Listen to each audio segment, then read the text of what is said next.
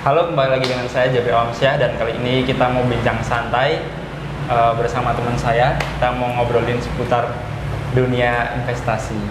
Ya, benar. Mungkin Mas Dika bisa kenalan dulu. Ya, saya Dega Ferian, saya statusnya mahasiswa semester akhir dan saya kenal saham ya sudah lumayan lama. Oke. Berarti ini kesibukannya apa sekarang, Dik? Paling sekarang skripsi sama trading sih. Oke. Berarti kuliah jalan, trading jalan ya? Ya, tapi tradingnya nggak cuma saham, aku juga di kripto juga. Berarti sama-sama kripto. Saham sama kripto. Oke. Sekarang semester berapa? Semester 8. Semester 8. Akhir banget. Oke. Masih semester akhir ya? Masih berjuang berarti? Masih berjuang, Skripsi ya? masih berjuang. Oke. Kuliahnya di Jogja berarti? Di Jogja. Oke. Jurusannya? Teknik elektro. Oh, alah. Bukan ekonomi berarti ini? Bukan, jadi emang dari dulu saya kurang tertarik sama elektro, tapi lebih suka ke ekonomi. Tapi ya berhubung orang tua nyaranin di elektro ya udah nggak apa-apa. Oke, berarti ini apa? Demi orang tua ya berarti? Ya bisa dibilang sih udah terlanjur nyebur juga kan. Jadi ya apa yang kita mulai harus ya paling nggak diakhiri dengan semaksimal mungkin lah. Oke. Ngomong-ngomong nih, Dek, awal mula apa belajar saham itu gimana sih ceritanya? Sebenarnya aku kan lebih banyak temen yang dari FEB, Ekonomi Bisnis UMY. Nah di situ banyak nih yang udah kenal saham. Di sana kan emang harus apa ya? Salah satu mata kuliahnya juga kuliah investasi. Nah otomatis aku berada di lingkup yang anak ekonomi semua, mulai diracuni nih. Kemarin aku beli ini waktu itu apa ya zamannya BRI Syariah itu BRIS itu. Iya, BRIS. Nah, terus tadinya nyimpen berapa doang, nggak sampai 1 juta, jadi ya lumayan lah hampir 2 kali kan gitu. Terus wah lumayan juga kan. Terus akhirnya pandemi. Itu mulai itu berarti kapan itu? Awalnya itu tahun 2018 pertengahan itu kenal doang. Tapi kayak belum tertarik kayak hilang nggak ya gitu kan, masih abu-abu juga tentang dunia investasi. Udah mulai mendalami itu ya awal covid itu 2019 akhir, mulai mendalami 2020 akhir awal. Itu 2020 awal itu udah mulai belajar mau buka rekening tuh baru Agustus tahun 2020. Pakainya apa? Pakainya Mirai Asset. Apa? 2020 bulannya apa? 2020 Agustus. Berarti akhir malah. Iya, pertengahan ke akhir ya. Oh, iya. Kan pas awal mula corona itu kan apa ya, bulan Februari kalau nggak salah? Bulan 2020 kan? Iya, masuk Indo sih. Itu kan harga saham mulai jatuh kan? Bottomnya di Mei. Oke, berarti masuk udah di bawah ya berarti kan? Udah di bawah. Harusnya udah di bawah. Masuk pakai sekretaris Mirai. Mirai. Awal buka dulu berapa depositonya? Awal buka dulu 20 juta. 20. Oke. Itu baru uang pribadi sih. Gitu. Terus langsung beli apa dulu? Dulu apa ya? Pokoknya beli BRI Syariah dulu kan, waktu itu lumayan nanjak tuh. Setelah itu ya sistemnya scalping, tapi dengan scalping yang nggak didasari ilmu yang matang, pengalaman yang matang ya. Jadi ya kadang loss banyak, kadang profitnya banyak gitu loh. Jadi ya gimana ya, kayak nggak begitu mikirin uang banget gitu loh. Hilang ya hilang aja gitu. Tapi karena kebetulan dulu pas momentumnya itu kan pas corona kan. Nah jadi harga itu di bawah semua. Orang yang baru belajar saham pun itu pasti mikirnya mereka jenius, iya kan? Iya. Nah, karena market bullish waktu itu. Market bullish. Terus cuan gede ya di situ. Cuan gede waktu itu. Saat itu cuan di J-Sky. Oke. J-Sky waktu itu dari harga 90-an terakhir tuh di 300-an, 320-an kayaknya. Itu dalam jangka waktu 1 bulanan. Sempat di suspend, terus open suspend terbang lagi sampai 300. Mantap tuh, berapa persen berarti? Lumayan sih waktu itu. Ya kadang telat FOMO difomoin masih cuan, terus difomoin lagi masih cuan. Jadi ya itu hidup dengan FOMO. Berarti apa istilahnya masuk invest di saham itu tanpa bekal ilmu yang matang lah istilahnya. Ya cuman teori kulitnya doang lah. Nggak Karena teman-teman berarti ya. karena teman-teman. Gitu. Bukan karena untuk invest kan, tapi lebih ke trading ya. Lebih ke trading. Soalnya nggak sabaran. Iya. Kayak berapa hari, berapa jam jual gitu terus. Oke. Tapi sejauh ini gimana portfolionya, aman? Kalau aku sih lagi kena waktu itu kesandung Antam lumayan gede, jadi sampai sekarang mau trading tuh hati-hati karena kan masih memanfaatin sisa modal yang ada, jadi biar nggak semakin boncos gitu. Oke, ngomong-ngomong soal modal nih, Dik. Awal mula terjun itu berapa? Ya itu tadi 20, tapi habis itu top up terus gitu. Ya sampai lumayan sih ratusan juga. Oke. Ya kalau Fortuner atau RX8 kebeli sih. Mantap. Oke. Ya. Tapi waktu deposito itu top up selanjutnya pakai uang pribadi atau gimana? Pakai uang orang tua. Nah, itu ceritanya gimana? Jadi waktu itu pertamanya habis 20 juta kan, itu awal modal. Itu tuh udah cuan sampai kayaknya 27-an lah. Beraniin lah top up lagi lah gitu kan. Wah, modal gede tambah gede untungnya gitu kan. Masih di 2020 kan? Masih di 2020 top up lagi. Pertamanya masih di bawah 100, jadi top up lagi 50-an. Oke. Habis itu kesandung apa ya waktu itu? Belum Antam? Belum, MDKA itu kan pernah ARA 1 kali kayaknya. Nah itu rugi 15 juta. Oke. Jadi modalnya tuh ya modal awalnya tuh udah kepotong gitu. Jadi cuannya kehapus, modalnya berkurang gitu. Oh, malah berkurang berarti? Malah berkurang gara-gara kesandung MDKA itu. Waktu itu padahal sempat cuan 30 juta. Di MDKA? MDKA. Gara-gara FOMO beli di atas, terus nggak take profit. Telat kayak pertamanya kan kalau misal habis ARA terus loncat kodok ya. Nah, aku habis loncat kodok gini, waktu di sini tuh nggak di profit, nggak di TP. Nah, langsung ke bawah kan. Wah, paling naik lagi. Aku average down. Habis itu kok malah ARB kayaknya nggak tahu ARB, nggak tahu apa ya, minus 5% gitu kayaknya 5%-an deh. Ya udah jadi langsung cut loss. Langsung cut loss. Kalau aku take profit waktu itu sama portofolioku di hari itu, aku nggak salah nge-TP sekitar 2 menit itu selisihnya 40 juta. Maksudnya cuma 2 menit? 2 menitan. Gila. 2 menit loss 40 juta. Enggak. Jadi kalau aku nge-cut di 2 menit lebih awal itu aku untung 20 juta. Kalau aku biarin itu minus 20 kan. Untung 20 sama minus 20 kan jadi 40 juta selisihnya. Iya, I see. Itu berarti udah pakai modal yang dari orang tua? Udah, tapi modalnya masih kecil. Oke. Oh, berarti gitu. 2 kali? 2 kali. Jadi kan awalnya bisa dibilang let's say ya 70-an lah ya.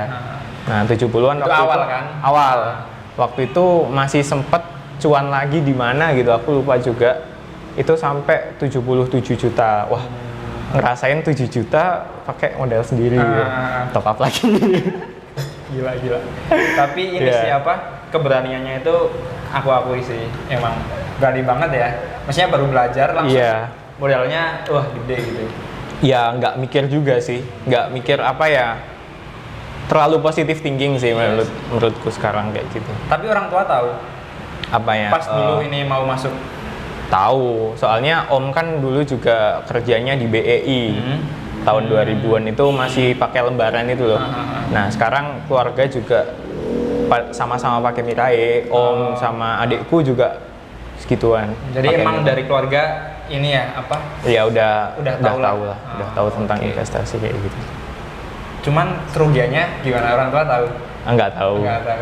Ya sebisa mungkin, ya ini kan orang tua juga alhamdulillahnya pakai duit nganggur gitu loh. Iya, uang dingin lah ya. Uang dingin, jadi ya mau rugi segitu juga kalau tahu sih jelas dimarahin ya, tapi kan nggak ditanyain, nggak ditanyain karena emang dia nggak kepake gitu loh.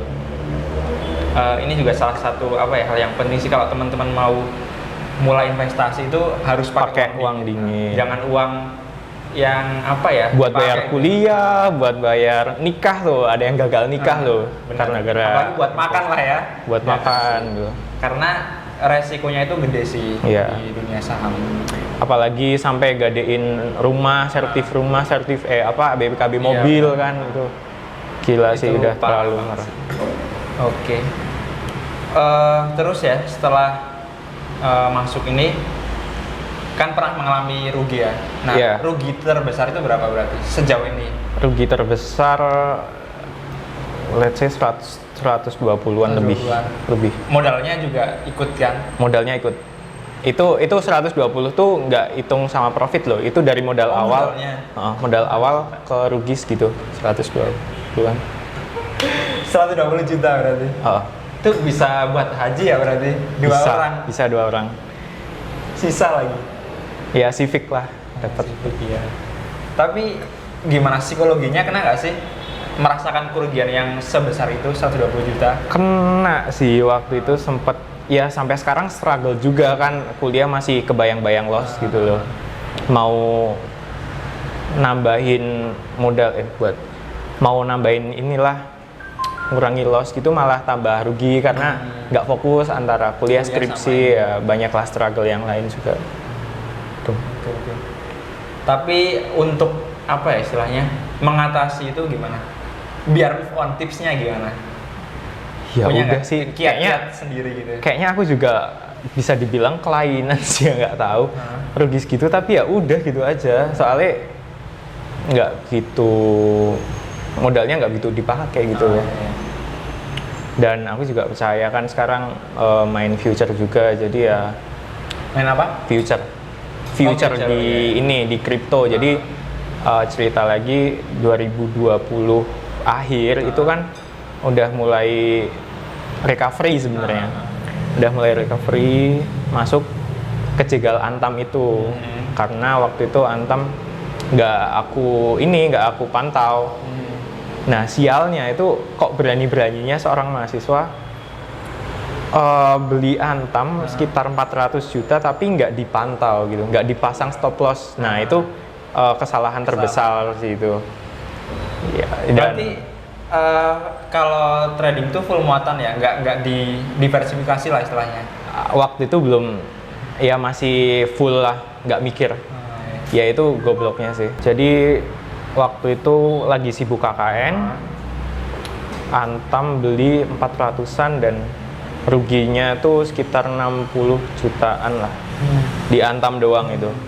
Karena ya nggak dipantau kan, waktu itu ada berita sentimen negatif tentang yang pengusaha Surabaya ini nggugat Antam berapa triliun gitu, 1, ya itu. Jadi sahamnya turun dari 3.000-an, 3.300 atau ya, sampai ke 2.300 kalau nggak salah, ya sekitar segitulah. Jadi kan kerasa banget lah, masukin 400 gitu loh soalnya. Tuh. Langsung cut loss berarti? Iya, langsung cut loss. Waktu itu. Tapi setelah itu kan terbang.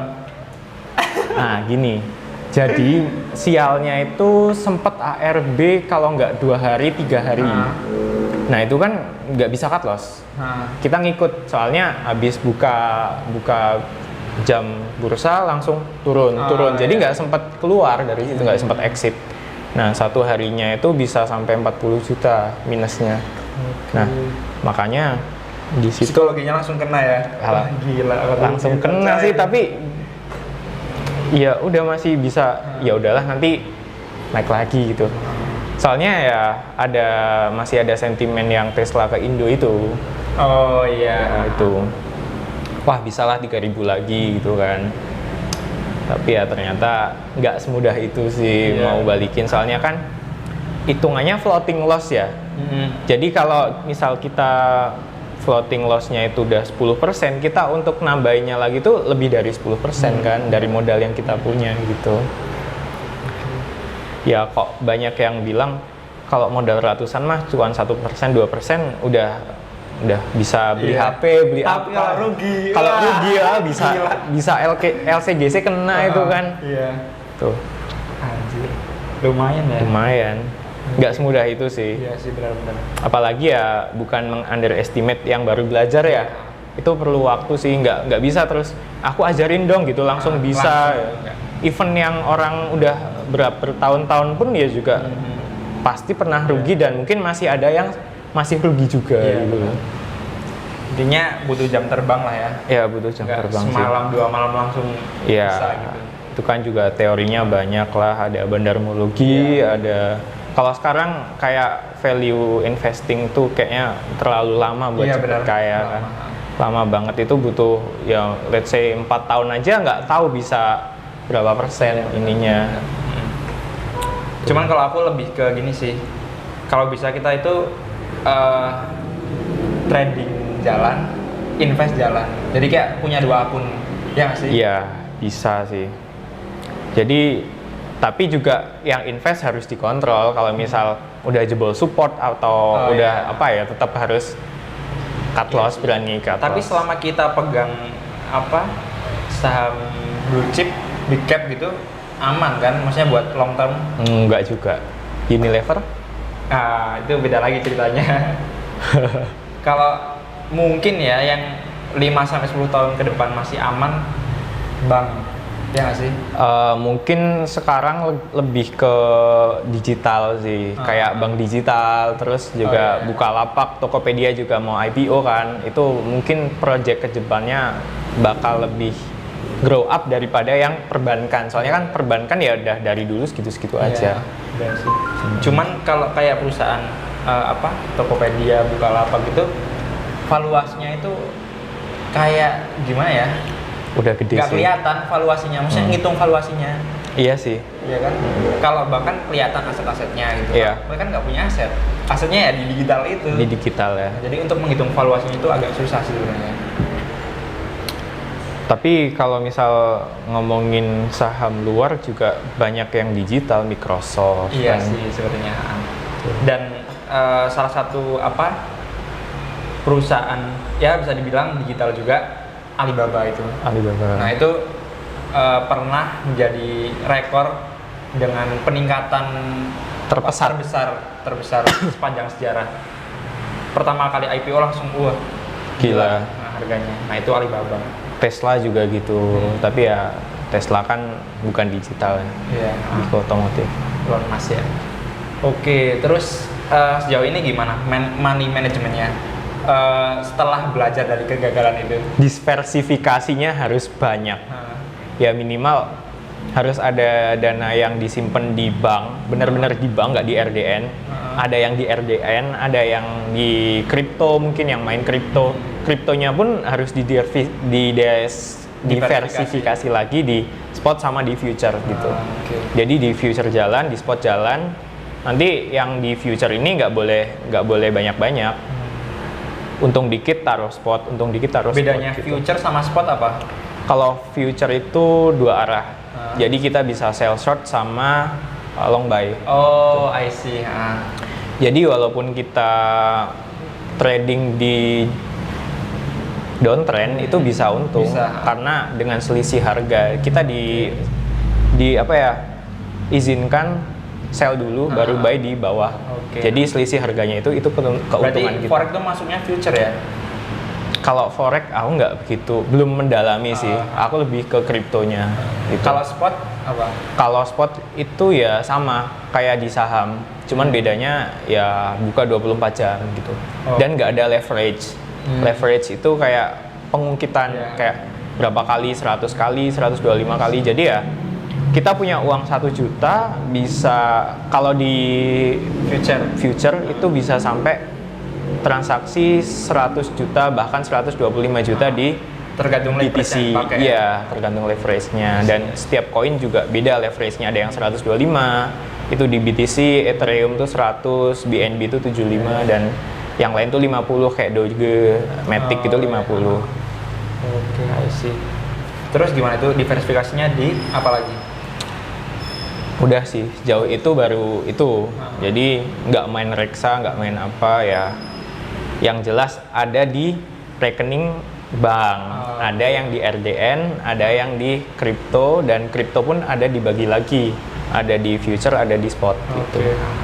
Berarti yang di bank itu kayak buat backupan nggak sih? Itu kalau bisa nggak usah diutak-utak lagi, udah apa ya, udah takut lah transaksi sebesar itu dengan resiko yang nggak terfikirkan sebelumnya gitu loh. Tapi ini menjadi pembelajaran ya. Walaupun sebenarnya pembelajaran pun besar banget ini. Ya udah. Ya gimana kan? Oke.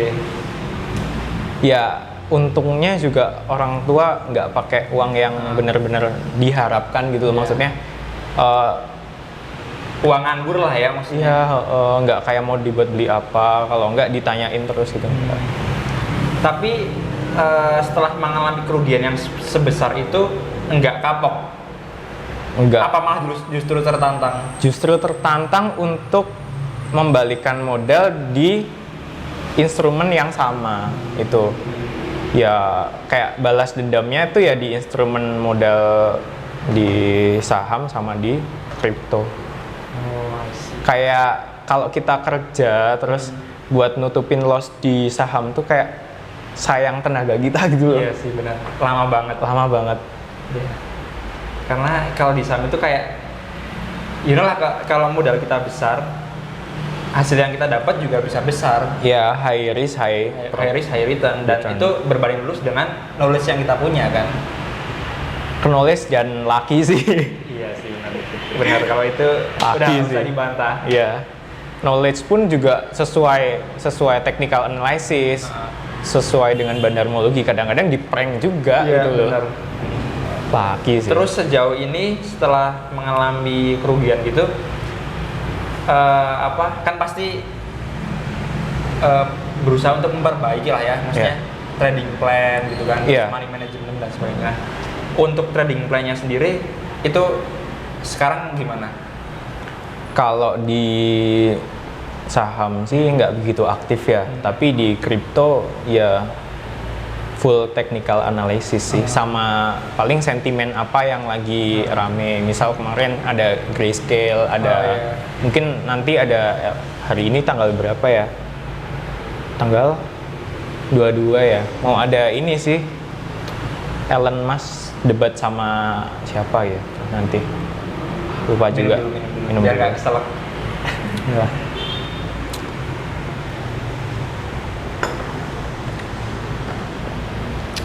Berarti sekarang lebih fokus ke kripto. Kriptonya future, jadi itu lebih high risk high return sih. Tapi sama masih aktif kan? Saham masih aktif. Cuman kalau buat cepetan lebih cepet yang kriptonya. Jelas kripto.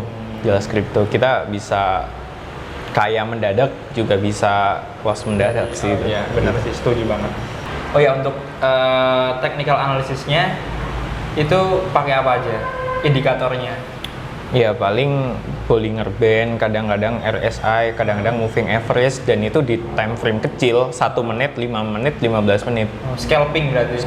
Scalping banget, copet banget sih itu. Okay. Risk and reward-nya gimana? Risk and reward-nya ya kita kalau misal risk-nya lebih 1:1, mending enggak sih. Kalau kita udah punya base nih, misal BNB udah punya base, trend lainnya apa? Kalau uptrend ya berarti kita long buy. Nah itu kan ada higher high, higher low kan biasanya.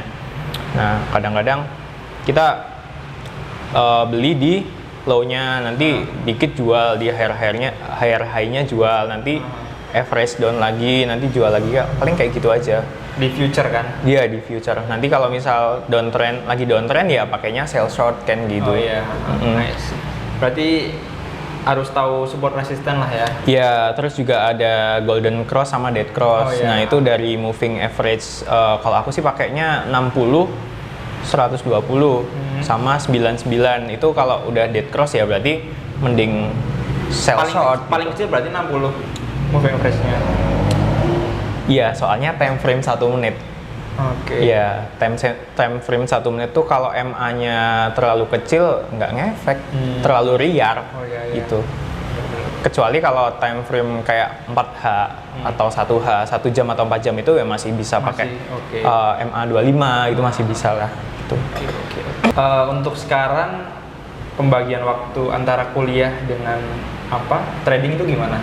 Ya sebenarnya masih struggle sih, tapi ya mau nggak mau lebih di kurangin intensitasnya. Jadi pakainya modal kecil tapi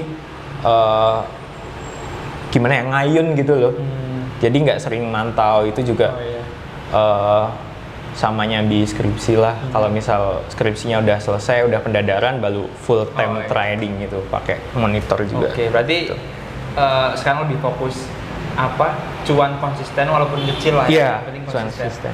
Untuk mengurangi kan daripada nggak main kripto sama sekali, malah nanti ngos-ngosan waktu habis ini kuliah ngejar modal awalnya gitu. Tapi percaya nggak suatu saat bakal balik modal? Percaya? Ya sangat percaya sih, insya Allah optimis banget ya, selalu optimis sama Allah lah ya. Soalnya kan kalau nggak optimis ya mental kita tambah. Iya sih benar. Takut lagi mau kerja apa 120 juta dalam waktu ya 1-2 tahun apa lagi gitu. Kecuali kita anak sultan gitu, kasih perusahaan sama orang tua itu kan. Ya soalnya ya mungkin bisa aja tambah modal, tapi kan ya mana berani udah dikasih modal segitu mau tambah modal lagi gitu. Jadi memanfaatkan modal yang udah ada. Ya udah nggak berani nambah modal lagi sih. Mungkin bisa ngasih advice buat teman-teman mungkin yang masih atau mau terjun belajar invest di saham, itu kira-kira gimana? Ya yang jelas jangan pakai modal gede dulu. Ya mungkin kalau saham bisa dimulai dari 1 juta mungkin. Kalau kripto ya mungkin bisa segituan, tapi benar-benar dipahami gitu loh. Sampai bisa ngasilin cuan konsisten baru pakai modal gede gitu. Soalnya kalau di dunia saham atau kripto tuh bukan masalah seberapa besar modal kalau mau di scalping loh ya, tapi seberapa akurat prediksinya kan gitu. Analisanya. Soalnya kalau misal udah modal gede, loss-nya juga udah banyak, itu ya bakal jadi mulai dari awal lagi, dan ngaruh banget ke psikologi kan, ngaruh banget, mental juga kayak hilang 1 juta ya udah sih kan gitu. Ya mungkin beberapa orang tetap wah 1 juta gitu ya, tapi kan ya kalau udah modal ratusan juta ya mau kerja apa maksudnya gitu. 1 juta masih masuk akal masih masuk akal. Ibarat loss 100% pun ya masih ya udah sih buat inilah, buat pelajaran jajan lah. Ya uang ngedate seminggu mungkin. Gitu sih. Mungkin ada lagi? Ya paling pahami instrumennya apa, kita di kripto apa di saham, terus udah nemuin clue-nya belum di situ gitu sih. Liarnya kripto gimana gitu kan. Kadang-kadang bandar juga ngeprank sell short gitu, tahu-tahu dinaikin biar pada rugi gitu. Iya sih. Soalnya big money itu yang berkuasa. Iya benar. Karena yang menguasai 95% money di market ya itu Bandar. Benar. Kita itu cuman ya istilahnya pedagang retail lah ya. Iya, pedagang retail. Cuma 5%. So, buat teman-teman semua yang mau belajar di saham, invest di saham, itu better mulai dari modal kecil. Terus pelan-pelan nambah modal lah ya, jangan langsung uang gede. Ya sebenarnya aku juga dulu gitu, modal kecil ya mungkin 20 juta sedang lah. Kecil kan relatif lah. Ya, maksudnya dulu kan sesuai kemampuan lah ya. 20 juta itu awalnya juga udah seneng, udah profit, makanya top up lagi gitu loh. Terlalu pede karena emang market lagi bullish. Ya. Karena momentum corona ya. Dan sebenarnya karena corona justru orang di market itu malah FOMO. Itu dapat cuan banyak loh. Iya kan? Dapat cuan banyak harusnya kan. Ya maksudnya antara kita ya sedih sih karena ada corona, tapi di sisi lain juga orang Ada yang memanfaatkan. ada yang memanfaatkan Yeah. momentum itu gitu untuk mencari cuan. Oke, mungkin obrolan kita cukup sampai di sini dan semoga teman-teman bisa mendapatkan manfaat dari video ini, dan jangan lupa follow IG-nya Mas Diga apa Dik? Diga Ferian, @Diga Ferian. Mungkin kalau teman-teman mau belajar saham bisa langsung tanya-tanya. Dan jangan lupa subscribe video ini kalau bermanfaat. Jangan lupa juga di like, di share juga boleh. Jangan lupa follow IG saya kalau mau tanya-tanya @jafri_alamsyah, dan see you on the next episode. Bye bye.